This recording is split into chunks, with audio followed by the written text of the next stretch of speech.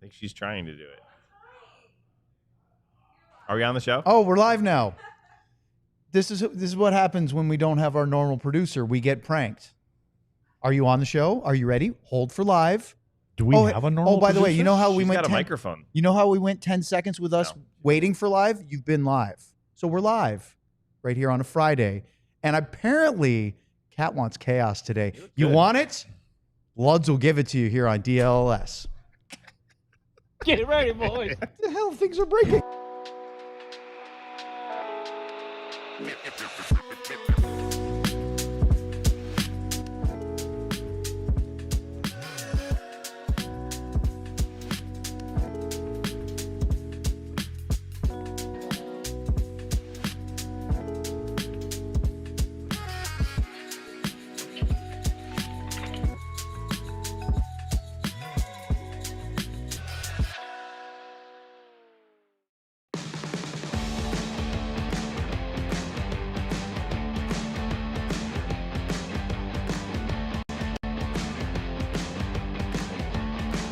This is the DLLS Stars podcast. Our Stanley Cup playoff coverage is brought to you by Bud Light. Bud Light, easy to drink, easy to enjoy. Enjoy responsibly. And by Happiest Hour, your home base and the best place to catch the Stanley Cup final. Just steps away from the AAC, the ultimate spot with 50-plus beers and 40-plus TVs for all the big moments every single game day. Happiest Hour, your favorite spot for the Stanley Cup final. And before I introduce the illustrious DLLS Stars panel, let's talk today to that camera about the Ball Knower bonus. If you don't know already, we are running a promotion right now through ALLCITY and the DLLS merch store where you can double your money. How do you do it? Well, first you start by picking a winner. Game 5 of the Stanley Cup final, which is tomorrow, or tonight's Game 4 of the NBA Finals. Then you browse our store and make a purchase of at least $25 or more. If your pick wins, you'll win a gift card for the same amount as your original order. The most important thing, though, is that you must click on the link, whether it's in the chat or in the show description on our YouTube page. Don't forget to like and subscribe. Then you bet, and then if your pick hits, you will get a gift card for the DLLS merch store for the same amount as you bet. That is the Ball Knower bonus. All right, welcome to Friday. It is the 13th of Friday, June 13th. We have Craig Ludwig. We have Sam Nessler. We have producer Katya Vialba today. Tim was walking around. That's right, from the Mav show that just wrapped. And we're here for a Friday. We have a big guest coming up. Petey is back. Steve Peters, longtime NHL video coach. He now has his own YouTube page, Inside the Coach's Room with Petey. I don't think he's really that big. Well, you tell him that. He'll be on in the next segment.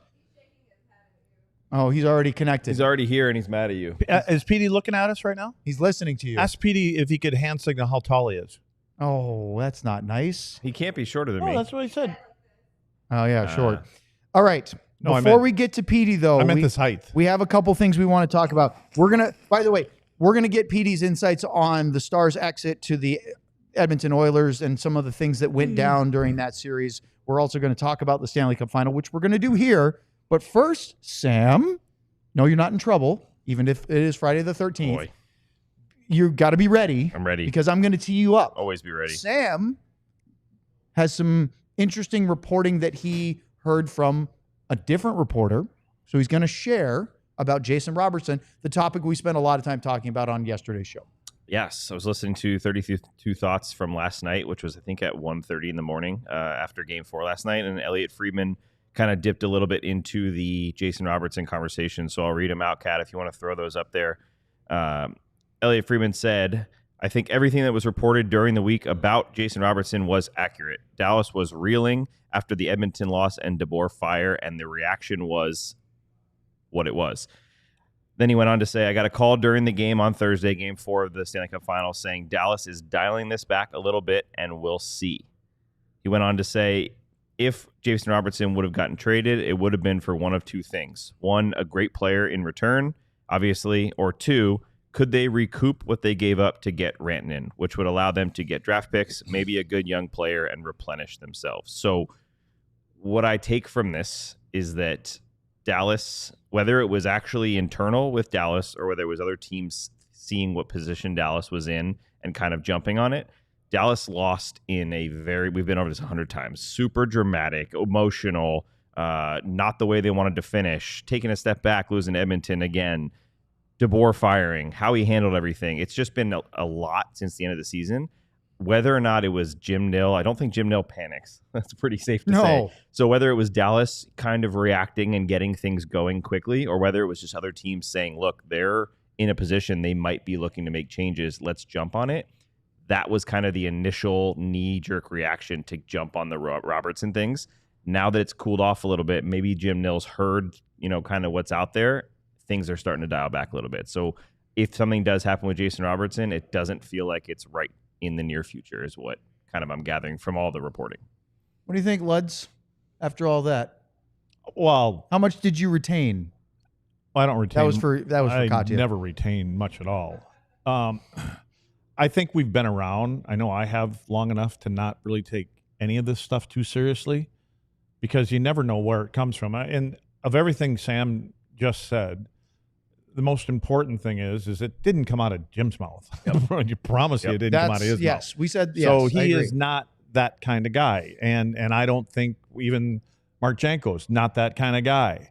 So I believe that everybody that works for Jim or with Jim, as he would probably prefer, is all the same. They understand how the boss runs his show and he keeps everything internal. And if he shares anything, he expects it to stay internal.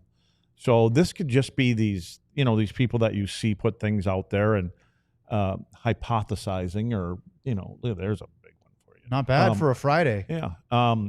Well, Fridays and Saturdays, I'm good. There you go. I think this guys is just building up to your peak. With everything that goes on and teams that got knocked out in the first round, there's things slinging about those teams too. This is what happens at this time of the year. Now, would it shock me if it happened? No, it wouldn't shock me. When you kind of get to the point where you are year after year, at some point, again, you have to do something. And so whether it's that or some of the other rumors that I'm sure you guys are going to talk about, that there will be something done. You don't just keep on reeling things back year after year expecting it to change. For me, the big thing is, I agree with you. I wouldn't be shocked after we've heard the news. I'd be surprised, but I would be shocked if I wasn't blown away with the return. And that goes back to the comments that you tweeted and read to us, which is if he would have gotten traded, it would have been for one or two things, a great player in return, obviously, or recouping. Like, I'm not saying that the Stars didn't try to shop Jason Robertson, but I'm guessing that it's, hey, if we were to make him available, any interest, what would you give us? Yep. And clearly, because it hasn't happened, there's a whole, okay, well, we're really not that interested in trading him, but, you want to make me an offer that I can't refuse. Knock my socks off. Yeah. Clearly, their socks weren't knocked off. There's nobody untouchable after 99 got traded. Fair. I mean, there's nobody untouchable. So the only thing that I ever worry about is at this time of the year, if something isn't said to whatever players' names are out there or not, is that they get some kind of contact from their general manager. And if it's not true, hopefully there was a call made to him. Just going to ask you about and that. Says, you know what, dude, this isn't happening. Just relax. Yeah. Handle however you want, but this isn't happening. Well, what can that do to a If you player? don't hear from someone and it lingers, then as a player, you after it goes on for a little while, you're going, nah, maybe I am. That's the thing. Because you got all your buddies asking you. Yeah. You got all the reporters calling you and asking. That's just what happened. Logan Stankoven told me exactly that. He started, the night before. He wasn't reading it. Was miserable. Somebody else told him, people were hey, telling I heard. him, they're texting him, I'm hearing your name. Like, you might have said it even better. Even if Jason Robertson says, I'm turning off social media and I'm not looking at any of this stuff, he's going to be getting texts about it and calls about it. So there's no hiding from it. And it's not, it affects you in some way, especially for a guy who went through it a little bit this year. And I think, again, going back to Jim Nill and his staff, I don't think they want any of their players ruining. Again, your summer it's not ruined, but you're disappointed the way it ended. Yeah. But you don't want that to linger with your players. I think that this management crew, appreciates and respects the players and what they do during their offseason, and they don't want anybody hanging out there because, again, like I said, I just think that more than likely If this isn't true, there was some communication. If it is true and you still haven't heard, well, then you know what? It's out there. Yeah. It's out there, and it's a possibility. We're going to get into more about the Stars with Petey here in our next segment, but I wanted to give you guys a couple minutes to talk about last night's Game 4, because we'll talk about that with Petey as well, and then we're going to finish today talking about some NHL awards that were announced, including the Vezina and the Hart. We'll get all to that in our final segment after we say goodbye to our buddy Petey. That was a much better game as far as an entertainment value last night. Oh, so dull. I was very surprised that Florida raced out to the league and then Edmonton came back. Not because Edmonton can't figure it out, but just because after what happened in Game 3, I thought the Oilers might be done. And they were able to dig in. And Luds, there was some reporting, I believe we even heard it on Sam's favorite podcast, which isn't ours apparently, that Corey Perry might have been the one that stood up between periods 1 and 2 last night and kind of raise his voice and say that's not good enough.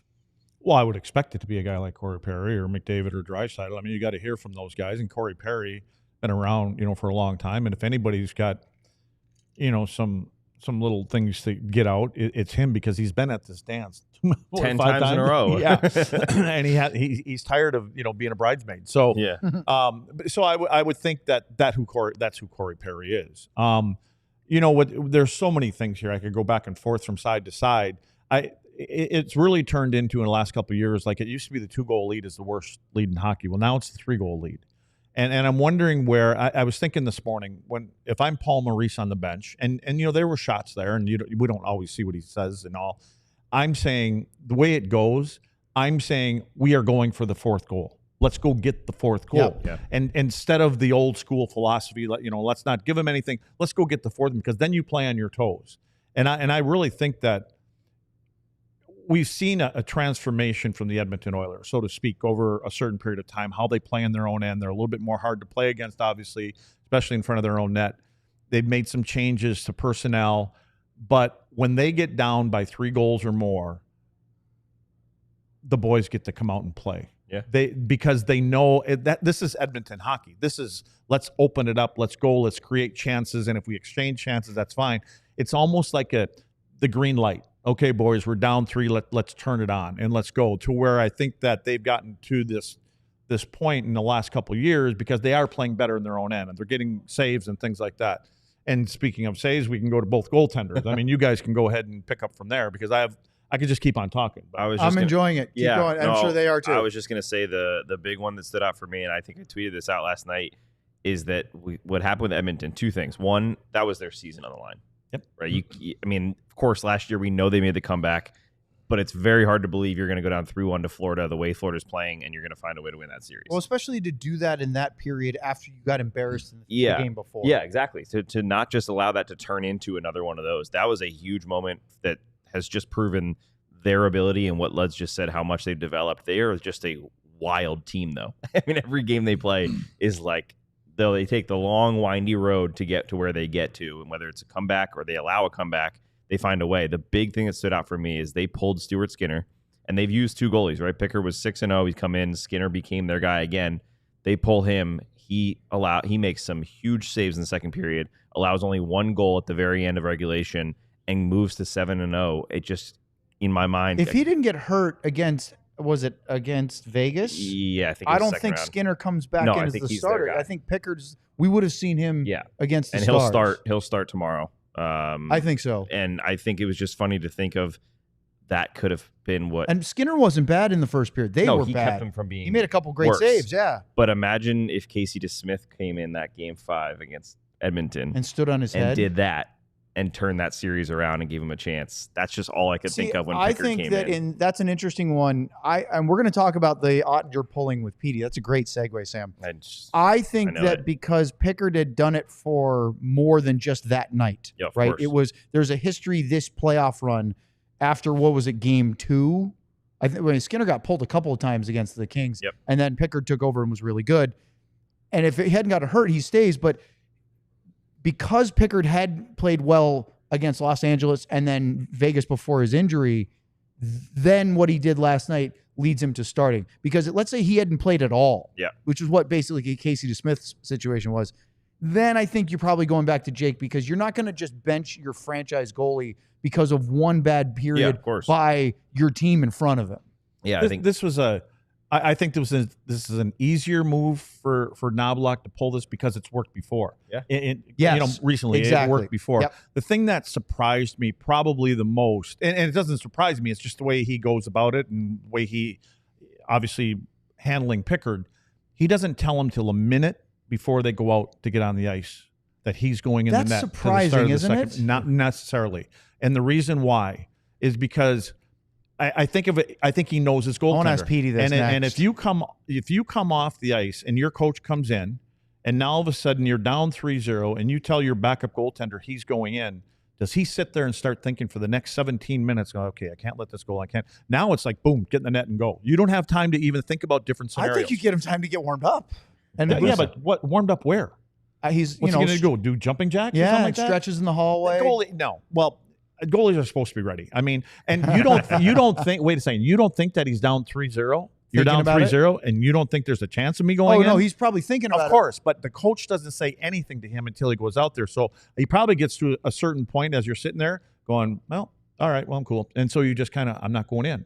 I don't think there's anxiety to go in because you didn't hear anything. I just think that all these thoughts don't go through. I don't know. And again, Petey's better to talk to can't wait to ask about him now. Goaltenders and things like that. I would have hated that. But yeah, I just think it was the more on the other side of the coin. I believe that Edmonton has found something in Bob, and obviously on the Nurse goal. Yep. They found something that because Darnell Nurse is not Connor McDavid and Leon Draisaitl. They're shooting for an area. They've got a target that they're aiming at, and they're hoping they miss it by an inch or two. All right, let's talk to Petey next here on the DLS Stars podcast.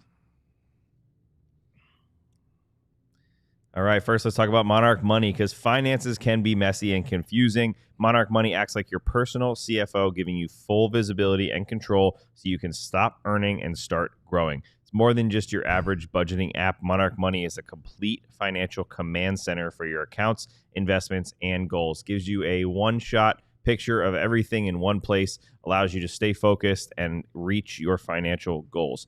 Start managing your finances to build the life that you actually want. The finance tool people actually love, named Wall Street Journal's budgeting app of 2025. Top recommended personal finance app by users and experts with over 30,000 five-star reviews. Get control of your overall finances with Monarch Money. Use code DLLS at monarchmoney.com in your browser for half off your first year. That's 50% off your first year at monarchmoney.com with code DLLS. Right, Craig, a little big? Yes, DLLS. All right, let's talk about Wendy's. I love a Wendy's Frosty. Who doesn't, right? If you love the classic Wendy's Frosty flavors, we have some big news. There are all new Frosty Swirl and Frosty Fusion flavors you can get in either chocolate or vanilla. So it's the same creamy treat you've always loved, now with a flavor refresh. What are these new flavors? Thanks for asking. Okay, we've got Frosty Swirls, strawberry, brownie batter. I hear that one's pretty good. And caramel or caramel, depending on what potato. I know who says potato around here. Then we've got a thoroughly blended and mixed Frosty Fusions of Oreo brownie. I tried that one. Very good. Caramel crunch and Pop-Tart strawberry, which went right through John's digestive system. Anyway, whatever flavor you're craving, odds are we've got a Frosty for it. So clock in for a sweet treat time anytime, including midnight or later, with Wendy's all new Frosty flavors. A refresh on a classic, gotta be Wendy's. At participating U.S. Wendy's, hours may vary by location. And now, to argue about Frosties and about goalies and many more things, we are very pleased to welcome back our friend Steve Peters to the show, a.k.a. Petey, who is not in his home studio today, guys. No. He is north of the border, putting in the work for, by the way, shameless plug, for Inside the Coach's Room with Petey. Exactly. And you know what? I'm a little uncomfortable here north on the border, and I'm with all these video nerds. It's a video coaching convention and conference up here in Toronto. So I'm spending a lot of time with a lot of nerds, having a great time. You look good. You got the polo on and everything. You're ready for the show today. He's repping Yep, the show. giving my merch. Yep, get my show out there. I don't have the Fighting Sioux going today, so I thought I'd go with Inside the Coach's Room. Buddy, I don't have a producer. I don't have any help or editing or graphics or sound guy. It's me. So you gotta push things when you can, and it's a great opportunity to do that. Yes. Petey, you Short. ever hear that you might look a little bit like Ray Ferraro? I've heard John Tortorella. I've heard Ferraro. Yeah, that too. The glasses help I'm with like- torts. I'm like the ugly John Tortorella's younger brother. That's what I've heard. And not as grumpy either. And by the way, Luds, I am short. The program says 5'10", but Are you Darren Pang short? No, good Lord. 5'9". I'm 5'9". Cameron said I was short. You know, Dave Kamrowski. Yeah, he said I was Okay, short. Petey, let's go for what you heard me say about Pickard and the coach. Yeah. Yeah, let's do it. I want wanna hear because this. these guys are all curious about that. Give me your opinion. I'm pulling the goalie. I think it's who the goalie is, and I think it's your goalie and what he can anticipate. I think if there are goalies, and Pickard's a different guy. Pickard played in Arizona, so he's a guy that incredibly well liked by his teammates, and I think you saw that by the way the team responded to him being in the net. He's a pretty even keel guy. I think you're right. Don't let him think about the moment so long, especially on the road. And if you give him 15 to 18 minutes to think about, I got to go out there and this. I think it's better just, hey, to Ludz's point, you're ready or you're not. You're a backup goalie. You're ready to play. And I think a 3-0, he's got to be thinking there's a chance. But yeah, don't get his nerves up so high that he can't go out there and perform and go play. Interesting. Let him know. Just let him know when he did. Just give him enough time to stretch his legs out a little bit and go play. And he was great from the moment he hit the ice. He had a big save within a minute and a half of taking the crease. So I think whatever they did for Kevin Pickard, I thought it was he. Did you guys, great. any of you see Pickard talk to the TNT panel after the game? He said it felt like he took a while to get into the game. And he also made that comment about Knobloch telling him really late and kind of backhandedly said, wish he had told me a little sooner. So I'm a little surprised. I would have thought you would have It depends. Said, hey, It goalies really want depends to know on- it earlier. Yeah. It depends. And there are guys that, especially guys that are on a razor's edge, that just you can psych yourself out in that 20 minutes, and you could be in a lot of trouble. It would be because you get so anxious and so, hey, I'm not ready. You're thinking through all these scenarios that are so negative that sometimes it's better just but if they put him in with 5 minutes to go in the first, he doesn't have time to think. Yep. You're going, buddy. You're up. You're in. And I think that for some goaltenders, and I think Pickard, he might have said he wasn't ready, but he sure didn't play it. Like he played exceptional right off the hop. And to your guy's point, he's playing. He has to play Game 5, doesn't he? Like he has to. I think so. Well, here's my other one. Okay, change gears. PD, Let's get tired of goalie talk. We got more goalie questions. This is a goalie question. Okay. This is a duel. There are two goaltenders between Skinner and this dude. Do they have a style? Because I see when I watch Skinner play, he's just big, and I see the other guy, sometimes he's not even square to the puck, and which doesn't matter. But is there a style? How do you describe these two guys? It's funny because this is when you look at Florida, for example. I said for Florida to win the Cup, Bobrovsky has to be elite and he has to be fantastic. I think that's important for Florida. For Edmonton's goalies, they have to be okay. They just have to be good because I think their offensive firepower is enough to put them through. Skinner, to your point, he's big. He gets in the way of pucks. That's how Skinner stops the puck. He just gets in the way. And I think he's susceptible to moving the puck side to side, getting through the Royal Road and getting those kind of opportunities against Skinner. For Pickard, the reality is he's playing the best hockey of his life right now in the Stanley Cup playoffs. I mean, he's a backup goalie for a reason. And again, I like the person. I like the kid. I think he's a great teammate. But he's a backup goalie for his entire career for a reason. It's because he doesn't have the consistency to play great over and over and over and over again. He's just doing it right now. He's an incredibly quick, athletic guy, and he reads the play well. But he's a smaller guy, and his career numbers will show that he's statistically not as good as what you need to do to win the Cup. He's just doing it right now. So to your point, yeah, they can win the Cup with a pretty average tandem. I think their scoring power and the way they're defending is enough to get them the Cup. Do you see Skinner, you said he's big, and that's what it stands out, like Lud said. Do you see him as kind of a blocker, like an Aiden Hill type goalie? He doesn't seem like he controls rebounds super well, and it got him in trouble last night. Yeah, it's one of the Kachuk goal on the power plays. It's a puck he's got to have. It's in his midsection. I think Skinner, because of the way he plays, he's a guy that's going to be very good when he's good, and he's going to be very bad when he's bad. And we've seen it in this playoff season alone. But think of the whole regular season. He's a guy that struggled all this regular season. Like, you weren't even sure he was the same guy that played in the Stanley Cup Finals a year ago during the regular season. He did find his stride prior to the Game 3 where he's playing better.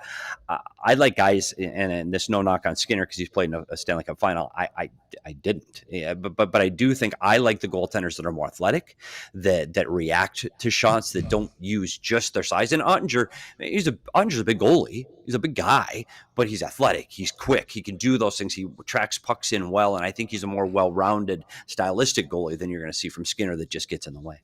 So, Petey, you've been in an NHL coach's room for years and years and years and years, and I'm positive, without knowing this in advance, that you've been amongst coaches' conversation with your coaching group about what Luds is talking about, what Sam's talking about, whether it's Skinner or Pickard, or, hey, we've gone through this during this playoff run. Yeah. We start to recognize the telltale signs of he doesn't have it tonight, or boy, he may not be having it this round. If that's going on in the Edmonton room now, as we talk about, we all sort of expect Pickard to start the next game, but as this starts to build up in the case of Skinner, what's that conversation like between the head coach, the assistants, the goalie coach, the video coach, when you start to have some doubts about your starter like that?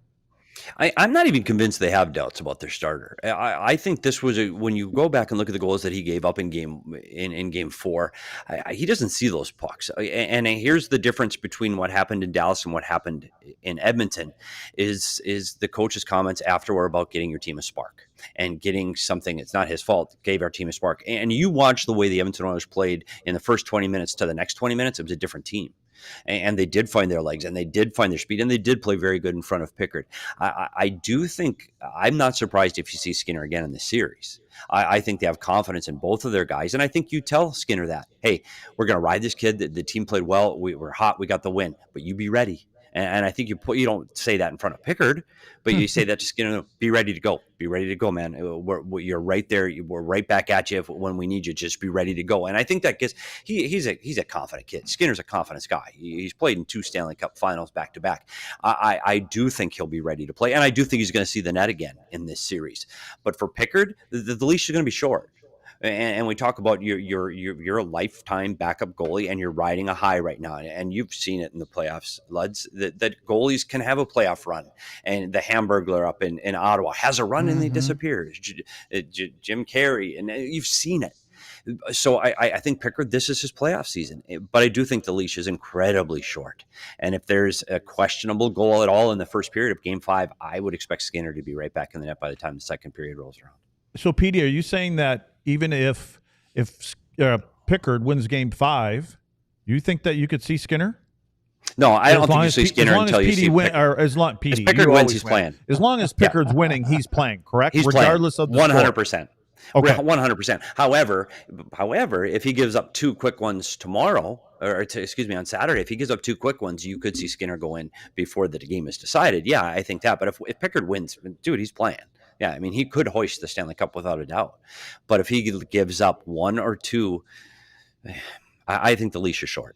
And I think they would love to see Skinner. I think they think when Skinner's at his best, he's a better goalie. Clearly he is. I mean, he's their number one. Tomorrow is Saturday, right? Yes, Tomorrow's it is. Saturday. So I have one question. I'm sure we're going to get more into the Stars side of it. I can't wait to segue to Ottinger after the break. My only quick question is, because you just mentioned it, the short leash and the conversation. Pete DeBoer actually mentioned after that they had conversations about how important it was to get a lead in that Game 5. And Pete clearly knew in his mind, if this doesn't start well and Jake isn't in Jake, we're going to pull him. So I'm curious if do you think that's a conversation he's having with Jeff Reese and video coaches and things like that on that in term of short leash, or is that something that was just in Pete's head? Without a doubt. The one thing coaches are extremely good at is playing the what if game. What if this guy is good? What if this guy is bad? What if this happened? 100% the conversations happened. It's happening today on the plane ride home to decide who's going to start Game 5. We all think it's Pickard. It might not be. It might be Skinner. He's our number one guy. We're putting him back in the net. Sure, we have confidence in him, and he's our guy. It might be. But it's because they're playing the what if game. So there is no question that they're thinking what if. And the other what if you do is if we play Skinner tomorrow in Game 5 and we start him because he's our number one guy, What if he doesn't play well? And then you're thinking, well, then we go right away to Pickard in the second period and we get that same boost again. So that's not a bad situation to be in. Conversely, what if Pickard goes in and struggles in the first period? Now we have to go back to Skinner, who's now lost his confidence because we didn't start him. And now he just got pulled in his last experience. Now where are we at? Where's that what if? And you can really outthink yourself in either direction when it comes to goalies. You really can. So I do think those conversations are happening, and they'll be ready. If Pickard gives up a bad one in the first 10 minutes, don't be surprised if you see Skinner coming out fairly quick. Goalies are so fragile, aren't they? Aren't they? Their minds are so They're fragile. soft. They're so soft. Oh, yeah. I didn't know. I didn't play. I was in section 101 at Engelstad Arena. I didn't play. The hell, I wasn't worried about anything. Let's talk about Ottinger on the other side of the break here. We're here with Petey, and we have a lot to get to here on DLLS Stars Podcast. Here's some alcohol talk for Petey. What's up, Stars fans? Hey, it's just 2 weeks till the NHL draft. Stars don't have any first-round picks, but not yet, at least. Enjoying the game should be easy. What to wear? Throw that Stars jersey on and get ready for next season. Not sure what to serve your friends? That's even easier. Pick up a Wendy's double cheeseburger and grab some Bud Light and stock up the fridge, and then hit to the toilet. See, it's just that easy. Just like Bud Light, which is always brewed with 4 simple ingredients for a clean, crisp taste. Bud Light, easy to drink, easy to enjoy. But remember, we all do it here responsibly. Anheuser-Busch Bud Light Beer, St. Louis, Missouri. Your turn, Sam. Oh, it's me. I was watching Cat. He was so excited to see the Bud Light. I just wanted to bring this in. Come in. Since Lud's read that in 18 Oh, that's seconds. cool. You can that's hold good, good timing. Give Lud's I'll bring this a warm in here Bud Light that's been sitting here to for talk a about month Lud's. in that bucket. You hold on to that. Now you got to put it on the table, Luds. Thank you. No, I don't think we're good. Let's move on to Empire Today. Just like your favorite team needs a home ice advantage, your home, I don't know, put it on the table. Put it on the table. Your home needs a home floor advantage, and Empire Today can help you get it. Empire Today has flooring experts, dedicated flooring professionals who focus on flooring every single day.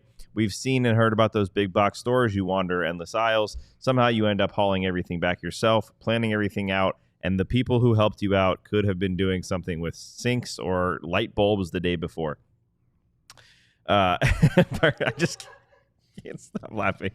Schedule a free in-home estimate today because some things are just better at home. DLLS listeners can receive a $350 discount when using promo code DLLS. Yes, you heard that right. That is a $350 discount with code DLLS. Restrictions apply. Visit EmpireToday/DLS for full details. Also, Empire Today is very good. I just want to give you props. Amazing at floors. You're and the first also person end of the timer to get the giggles while doing the Empire Today read. Thank you. Nobody else has laughed their way through the Empire read. So I was laughing at him. It helps. Why are you laughing at him?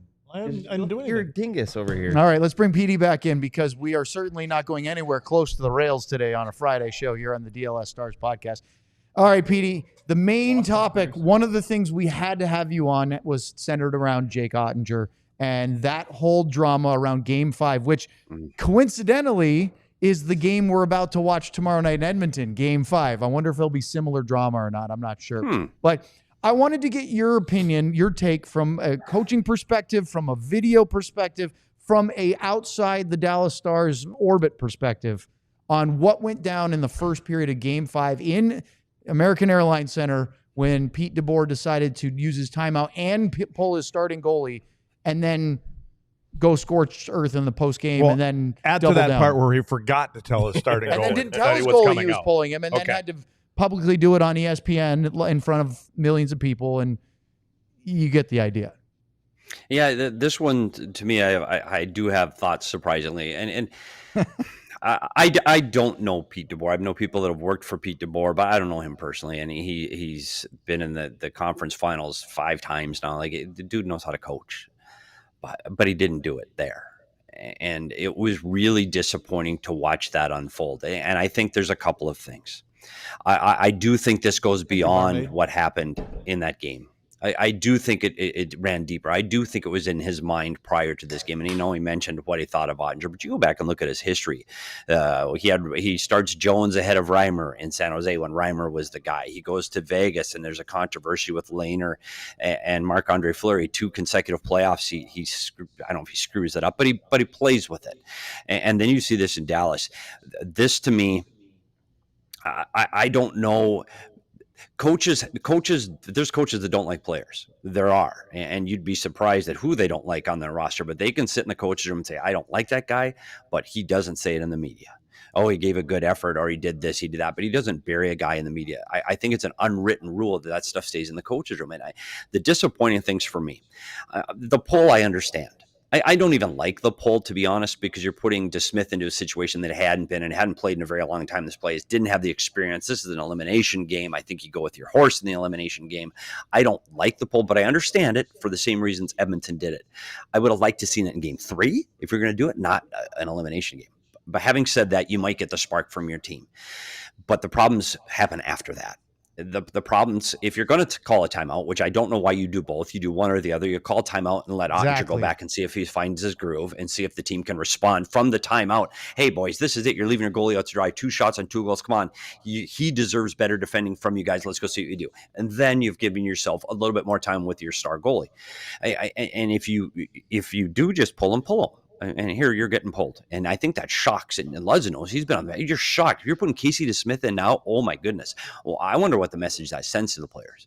We're putting in Casey DeSmith right now. No offense to Casey DeSmith fans out there, but like Jake Ottinger is Jake Ottinger, and Casey DeSmith is who he is for a reason. The problem there is now the team's going to the head coach. Are you giving up right now? Like, dude, we're 10 minutes into this game. Did you just give up? Like, I think they could have waited longer on that. And then the egregious arm pull, like, get over here. That to me was, we're in trouble. And then when he says in the comments after, I don't care if you don't like Jake Ottinger at all. I don't care if you want to coach him anymore. I don't care if you don't want anything to do with Jake Ottinger. You don't say it in the press conference. The press conference is, team left Jake out to dry. He didn't have a chance here. We just needed to make a change, and we were looking for a little spark. And so unfortunately for Jake, he didn't get the support from his team. We all know that's what we say. We all know that's what you say. For the head coach of a team to not say that, the second that came out of his mouth, I think most people said he's done. I said there's no way those two can work together again, because Ottinger's locked in for a very, very long time, and that relationship is done. And you as a coach, if you want to stay on the good graces with your team and your players, you get that out before you go to the press conference. And I've seen coaches say a lot of things in the coach's room before they get to the microphone. And they say what they think because they got to get it out. Say it in the safe space of your coach's room, and then go say the right thing, the cliche thing, our back against the wall 110%. But don't do what you did. I was really, really, really disappointed in how he handled that. And I'm more curious to see what general manager is going to go, that's a guy I want handling my star goalie. I'm curious. To see what happens and where he goes next. That's a good point, too. That's the thing is everybody says, they're going to be lining up at the door for this guy. I'm going, well, I don't know the way that this was handled at the end, because that whole thing at the end, sure. The whole thing that, and you already touched on it, Petey, is like, it to me, it was premeditated. If we're going to lose at some point, we're going to lose this round, and this is what I'm going to fire off on, and it's not going to be my fault. He was ready with that ammunition loaded. The interesting, Ludz, is you pointed out repeatedly, as we both before and after this incident, that Pete never did this with his players publicly. His composure. Right. With Dallas, we had not seen him carve a guy in the public. Like you said, Petey, he might have said it behind closed doors repeatedly, maybe every day. We don't know. But Ludz, you made a real big point to say this is a departure from what we're used to seeing from this head coach in the media. I have a picture, and Petey, I don't know, this is old, so you probably, but there's a picture of, it's called Last Act of Defiance, okay? And it's the picture of a mouse, and it's an eagle coming down to grab the mouse, and the mouse is doing this. Like, that's the last act of defiance. So for me, that was Pete. It was the last act of defiance, like, I'm done. What was funny about it is that even the fact that he talked about Jake and everything, I'm going 3 levels deep. I agree with Petey 100% on all of the things you said. If you really want to give him another level of forgiveness, he then doubled and tripled down on it, saying the same things over and over again. And then in the post game, he defended like Maverick Bork for taking that penalty. He talked about how it was a rookie who hasn't played. He gets in, he's the one that didn't play him, and then he doesn't play. It just was a weird way of just picking out one single guy. He had that. I mean, he must have just been so frustrated with Jake throughout that whole series that he was just ready to say, if we lose this. Which is crazy because he got him there. He's the reason why. And Ludz, Petey did a big breakdown the other day for us. And he said when he was doing the research, watching these games back, he goes, their penalty kill wasn't as good as the numbers suggested. It was just Jake, those first 2 rounds. Mm-hmm. And so to give up on the guy that got you there is even more crazy, isn't it? Yeah, it makes you wonder, and we talk about DeBoer and what his expectations were of Ottinger. And I'll say this, when he throws in last season and this season combined against the Edmonton Oilers team, Jake Ottinger was good. He was good in that round against the Edmonton Oilers this season. He was good. He wasn't great, and I don't know if Pete DeBoer expects him to steal every single game for the Dallas Stars. The problem with the Dallas Stars in the series against the Edmonton Oilers wasn't Jake Ottinger. There's the way they defended. It's the same way they defended the last 7 games of the year. They're chasing the puck. They're puck watching. They're leaving holes in behind them in front of the net. Those were the issues that I wanted the head coach to address, not the starting goalie. I think there were other deficiencies in the Stars lineup. Clearly, Ottinger wasn't on the top 5 of those things. There was much more going on personally behind the scenes between these two that we didn't see. And to your point about the press conference, I believe that Pete was done coaching this group. I think he was done.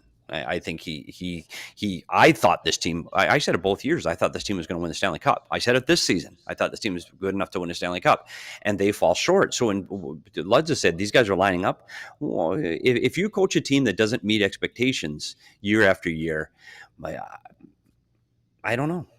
We'll see. And Petey, are you surprised at all? Jim Nill talked about how Pete DeBoer was frustrated. He had tried to pull all the strings he could. He tried to find all the things he could. But to me, that series, and the fans were very frustrated about it, specifically with Pete's lack of adjustments, right? He talked about, we're getting better. We're getting better. We're creating enough. We're defending enough.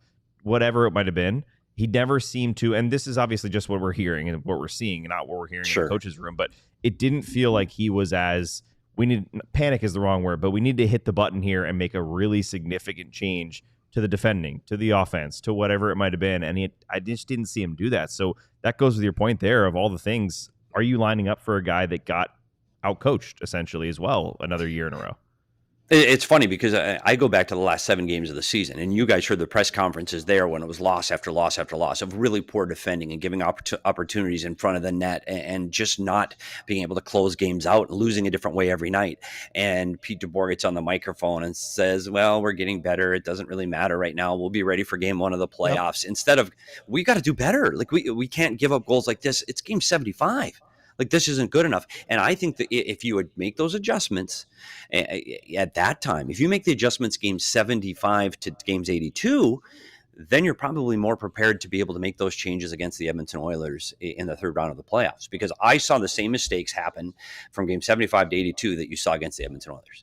And they were the exact same mistakes. Yep. And their answer was to shuffle up lines. And sometimes shuffling up lines is, the same players. Give them players want to be able to beat their opponent. They want a trick. They want to, hey, we're going to do something different. Sometimes coaches change a system, literally just to change a system, just to say, okay, we're not going to send our second guy on the forecheck. Our second guy, let's go to the wall in this period. And the players go, oh, we're doing something different, and they buy in. And I think when you watch the Florida Panthers play the Edmonton Oilers, one of the things Florida had done the entire playoffs is they're very tight gapped, and their neutral zone play was smothering against their opponent. And against the Edmonton Oilers, not doing that. They're giving the Edmonton Oilers a little bit more space. They're challenging with their defensive blue line, but they're not challenging with the red line. They're not challenging with the offensive blue line because they don't want to get beat by their speed. That's a coaching adjustment. That's recognizing what your opponent is good at and what they're doing well and going, we're going to do things different than what our MO is. And that's why Florida is where they are. And that's why they're not giving up breakaways to Connor McDavid all the time. So yeah, I did expect more adjustments other than just juggling the lines. That's not always the answer, is changing up the mix of players.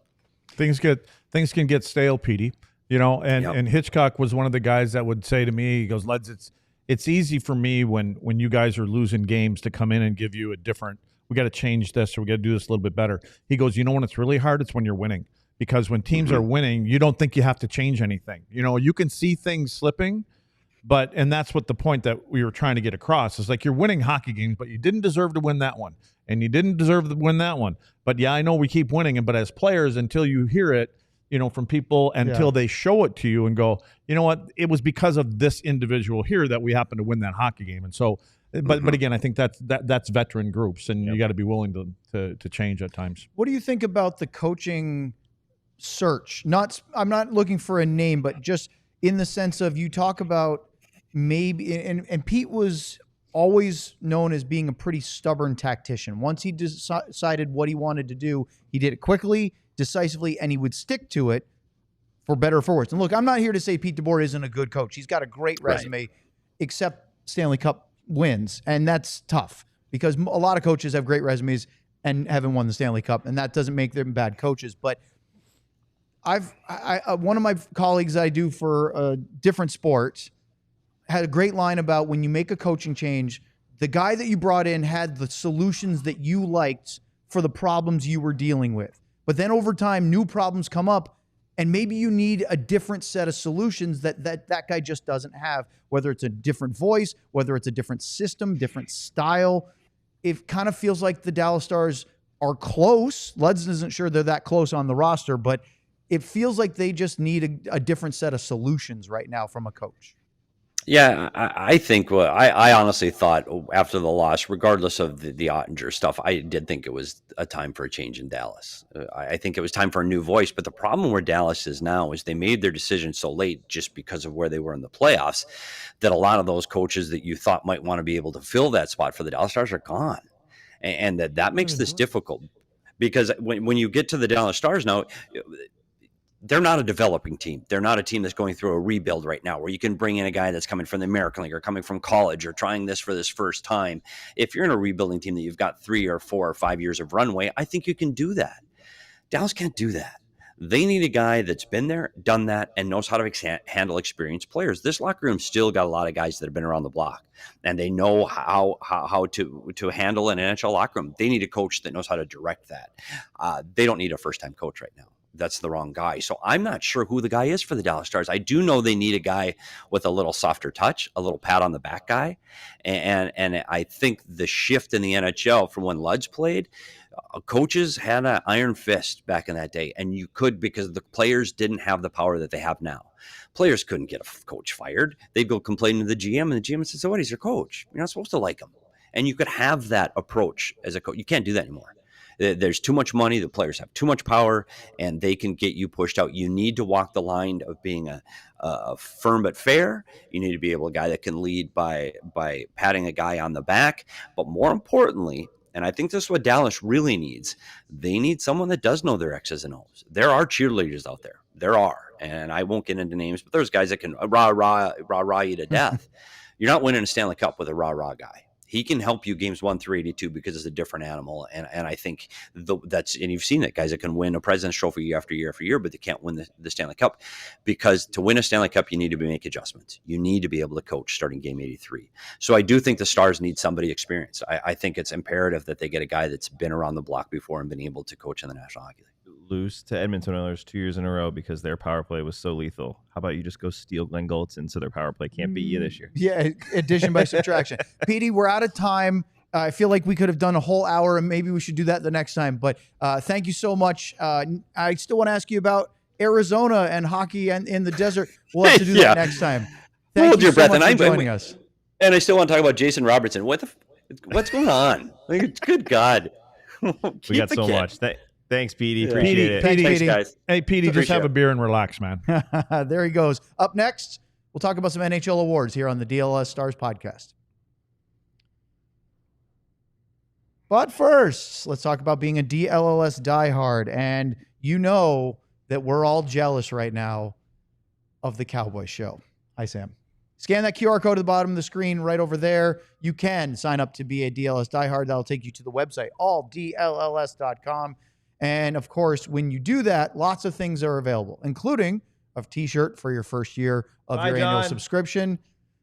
Is he already going to Vegas? He's leaving. He's going to Vegas. Yeah. Well, let's talk about that. If the DLS Cowboy Show is going to the Mandalay Bay Resort and Casino in fabulous Las Vegas, November 15th through the 18th. They will be going to watch Monday Night Football at Allegiant Stadium between the Cowboys and the Las Vegas Raiders. That's okay. We're just going to go for a while. We'll do the rest of the It show. should be a company trip.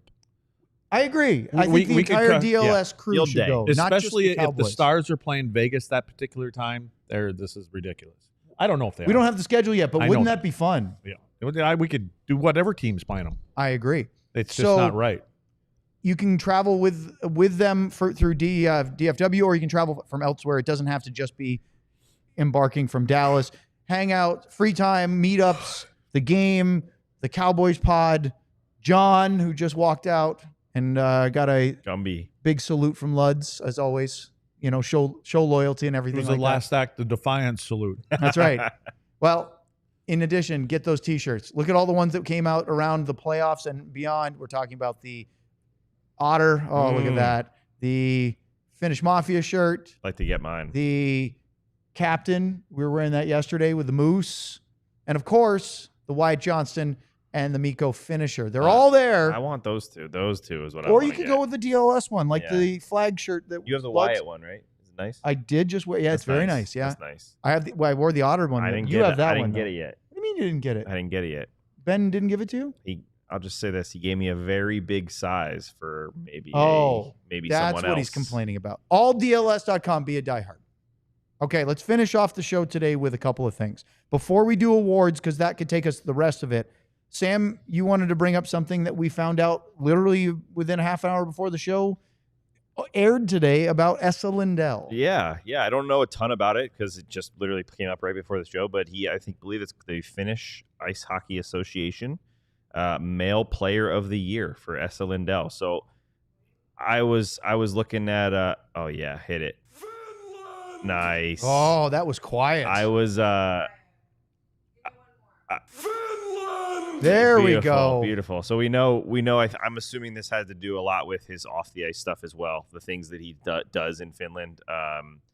Just a great award for him, because you guys know when they were in Finland, the stuff he did with Jokerit, the impact he has over there, the stuff he did to bring in Granlund and to Granton in and get everyone accumulated and assimilated. That's the right word, not accumulated.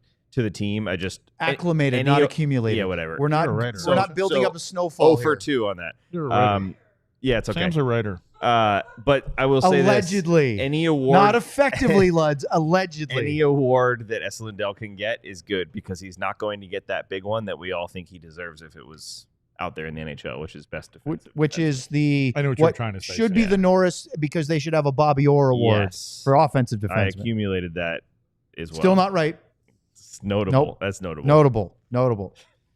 Luds NHL Awards were announced yesterday before Game 4, and we had a twofer with Connor Hellebuck winning both the Hart Memorial Trophy as the MVP of the league and the Vezina Trophy as the best goalie.